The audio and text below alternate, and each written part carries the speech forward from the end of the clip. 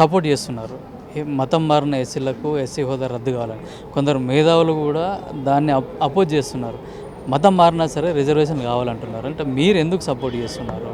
మేము ఈ దేశంలో పుట్టిన పౌరుడిగా బాబాసాహెబ్ ఇచ్చిన రాజ్యాంగం ప్రకారం నడుస్తాం. ఆయన జాతిలో పుట్టినందుకు ఆయనే ఏ విధంగా అయితే హిందూ మతం, సిక్కు మతం, బౌద్ధ మతంలో కొనసాగుతున్న ఎస్సీలకే ఈ హోదా అనేది దక్కుతారని చెప్పి రాజ్యాంగంలో పొందుపరిచిండ్రు. దాన్ని తప్పకుండా పాటించాలని మేము కోరుతున్నాం.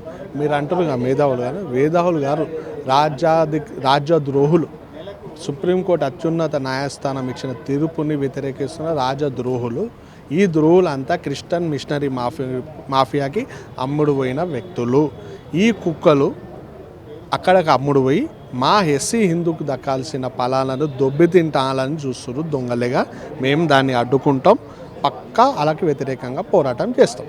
అంటే కొందరు ఇప్పుడు మేధావులు అని చెప్పుకున్న వాళ్ళు కూడా గతంలో హిందువులుగా ఉండి అన్ని మీరు చెప్పిన రిజర్వేషన్ ఫలాలు ఉంది. మళ్ళీ క్రిస్టియానిటీకి వచ్చినాక కూడా వాళ్ళ వారసులకు కూడా అదే ఎస్సీ హోదా నుంచి రావాల్సిన రిజర్వేషన్లు కానీ మిగతా ఏదైతే ఉన్నాయో రాజ్యాంగపరంగా సంక్రమించి అన్నీ కూడా వీళ్ళు పొందుతున్నారు. అంటే క్రిస్టియానిటీలో ఉంటూ కూడా హిందూ మతంలో ఉన్న రిజర్వేషన్లు కూడా పొందుతున్నారు. అదే కదా మా బాధ.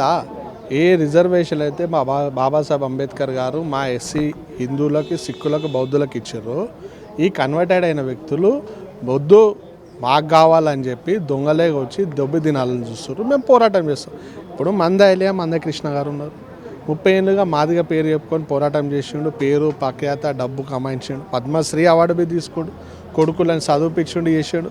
కానీ అసలైన వర్గీకరణ తర్వాత అసలైన హిందూ మాదిగలకు దక్కాల్సిన ఫలాల టైంలో క్రిస్టియన్ మాదిగను తీసుకొచ్చి పెడతాడు. అంటే అన్యాయంగా నువ్వు మా హిందువులు అసలైన ఎస్సీ మాదిగలను ద్రోహం చేస్తున్నావు కదా.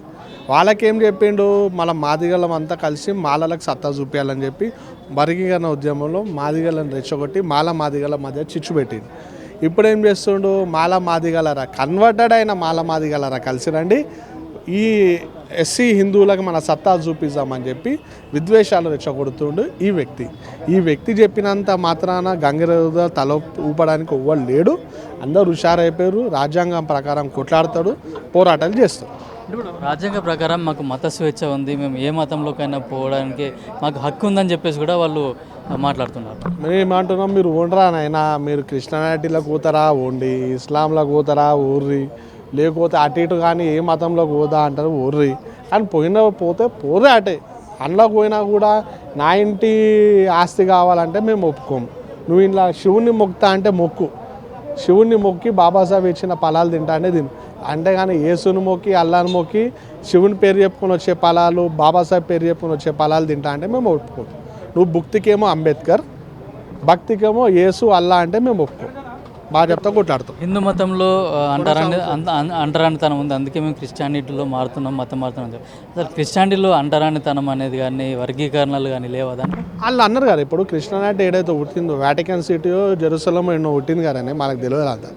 ఆడాళ్ళు ఏమన్నారు, క్రిస్టియానిటీలో ఈక్వాలిటీ ఉంది, ఇక్కడ మత స్వేచ్ఛ ఉంది, క్యాస్ట్ ఫీలింగ్ అనేది లేదని అన్నారు. ఏదైతే మతం పుట్టిందో వాళ్ళే అన్నప్పుడు వీళ్ళ మధ్యలో జాయిన్ అయిన వాళ్ళు ఉందని చెప్తే మేమెందుకు నమ్ముతాం? వాళ్ళు చెప్పమని చెప్పరు, అప్పుడు నమ్ముతాం. అంటే వీళ్ళ కూడా చాలా రకాలు ఉన్నాయి, పెంతకోస్ట్ అని చాలా రకాలుగా ఉన్నాయి. మరి దానికి ఎస్సీలకు ఏం సంబంధం? 2 రకాలు ఉన్నాయని అంటారు కదా, రోమన్ క్యాథలిక్ ఇంకా పెంటకోస్ట్ అని. దానికి ఎస్సీలకు ఏం సంబంధమే? ఎస్సీ అనేది ఇండియన్ ఆరిజిన్కి సంబంధించిన ఒక క్యాస్ట్. దాన్ని తీసుకొని నువ్వు ఫారెన్లో పుట్టిన మతానికి ముడి పెడతా అంటే అట్టెట్లయితే తప్పు కదా. అది కాన్స్టిట్యూషన్ ప్రకారం తప్పు, టెరిటరీ పరంగా తప్పు. ఇప్పుడు ఇక్కడ హిందువులు పోయి పక్క బయట దేశాలలో పోయి ఆడ రాజ్యాంగం ప్రకారం మాకు ఇవ్వాలా, మేము ఇక్కడ వచ్చినామంటే వాళ్ళు ఇస్తారా? ఇయ్యరు కదా. ఇదేం కొత్త దుకాణం తెరిచారు, ఈ దుకాణాలు నడవే, దుకాణాలు బంద్ చేసుకోరు. అగ్రవర్ణాలు కూడా చాలామంది కన్వర్ట్ అయ్యారు, క్రిస్టియన్లు ఉన్నారు. అట్లాంటి వాళ్ళకి లేని ఆంక్షలు ఎస్సీలుగా ఉన్నప్పుడు మాకెందుకు అని చెప్పేసి కూడా వీళ్ళు ప్రశ్నిస్తున్నారు. వాళ్ళంతా ఓపెన్ కేటగిరీకి ఎందుకు వస్తారు కదనే, వాళ్ళంతా ఓపెన్ కేటగిరీకి వస్తారు. వాళ్ళకి ఏం లేవు, మనకున్న ఫలాలు దెబ్బ తింటా అంటే మనం ఎందుకు వాళ్ళతో మనం కంపారిజన్ చేసుకోవాలి? అగ్రవర్ణాలు ఆడ ఇళ్ళనగలవారు, మనకు సంబంధం లేదు.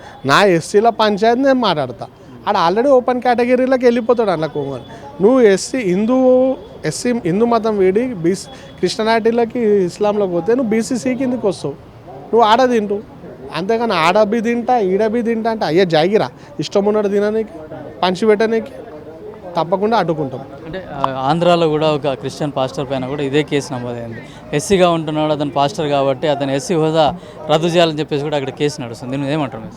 తప్పకుండా 2-3 రోజుల్లో ఈ ప్రభుత్వ యంత్రాంగం కలెక్టర్ గారి నేతృత్వంలో సుప్రీంకోర్టు మొన్ననే ఇచ్చింది. ఏది మళ్ళీ ఒకసారి నోటీస్ ఇచ్చింది ఎప్పుడు రద్దు చేస్తున్నారని. వాళ్ళు 2-3 ఇయాలనే బహుశా ఇయాలనో రేపు ఇయాల కూర్చుంటారు. తప్పకుండా 2-3 రోజుల్లో అతన్ని చింతాడానంది సర్టిఫికేట్ రద్దు అవుతుంది. ఆంధ్రప్రదేశ్లో రూల్స్ స్ట్రిక్ట్లీ ఇంప్లిమెంట్ చేయాలని కోరుకుంటారు. ఇక్కడ కూడా చాలామంది అట్లాంటివి ఉన్నారు. అట్లాంటి వాళ్ళపైన మీరు ఏమైనా అంటే లీగల్గా వెళ్ళే అవకాశం ఏమైనా ఉందా? మా డైలీ పోరాటం విధానం అదే కదా. మేము డైలీ కొట్లాడతాం, దాని మీద ఓట్లాడతాం. తప్పకుండా మేము ఎవరైతే కన్వర్టెడ్ అయిన వ్యక్తులు వాళ్ళకి వ్యతిరేకంగా పోరాటం చేస్తాం. మీ ద్వారా మరీ ముఖ్యంగా ప్రీతం అనేటోడు మస్తీ మదం అహంకారం ఎక్కువై తరిమి కొడతామని చెప్పి ఏదో తప్పుడు కూతలు కూర్చోడు. బిడ్డ ప్రీతం బద్దలు వలగొడతాం. ఇంకొకసారి ఎస్సీ హిందువులని మన అన్నవా ఎస్సీ హిందువుల జోలికి వస్తే ఊకినట్టు లోడు బగాంచి కొడతాం. బిడ్డ నీ మతం ఏదైతే ఆచరిస్తున్నావో ఆడికి పంపిస్తాం ఇంకొకసారి కూతలు కూస్తాయి అని మీ ద్వారా చెప్తున్నాం.